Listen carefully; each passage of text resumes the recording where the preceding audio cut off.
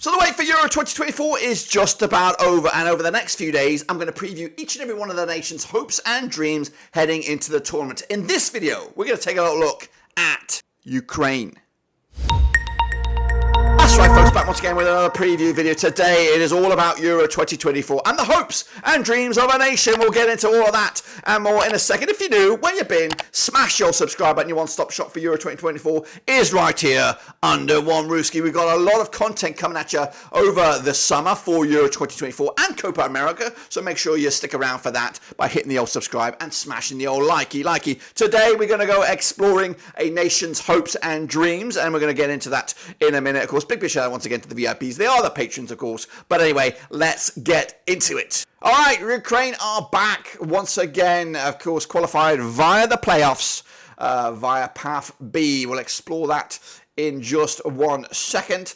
Of course, Ukraine have qualified on the 26th of March 2024. This is their third occasion here. Of course, this is actually their fourth, 3 times in the past. The first performance was back in 2012. Their best, though, was back in 2020 when they made the quarterfinal stages. Now, I'll explore how we got here in just a second. Sergei Rebrov, your manager here, of course, legend in Ukrainian eyes, former goal scorer. He had that dream partnership up top with Dynamo Kiev and the Ukraine national team with Andrei Shevchenko, of course. I remember those days. Those were the glory days for me in football. The star man, though, is Chelsea's man, Mykhailo Mudryk, of course. Didn't really burst on the scene, really, in the Premier League for Chelsea. But when he puts on the yellow jersey of Ukraine, he, of course, gives another level. There's just another level to his game. Now, of course, they qualified via Group C. Of course, they finished in 3rd spot in Group C. They have that second chance to win with the playoffs. I'll tell you about that in a minute. They did finish level on points with Italy, so they were, of course, a little bit unfortunate not to get through automatically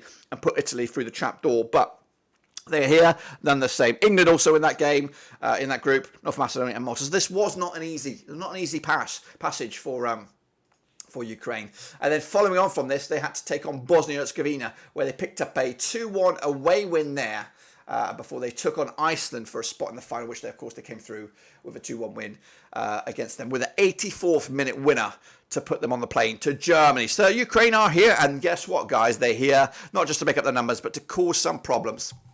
They're in a Group E, which, of course, is wide open in regards to the second spot. I think Belgium, of course, are in a league of their own, and they'll really dominate this group. But the second spot is wide open, and I think Ukraine might have the edge when it comes to this, of course. So they are, of course, joined by Romania, the Belgium, and Slovakia, of course. And those 3 nations, Romania, Ukraine, and Slovakia, kind of Stevens, really. And it's gonna be a chess match between these 3 nations to see who goes through as runners up here. Of course, we all can expect Belgium to dominate in this tournament, especially this group phase. But the second spot, it's a coin flip, a three-way coin flip between those nations. Ukraine, though, I think they're going to have the upper hand in regards to this.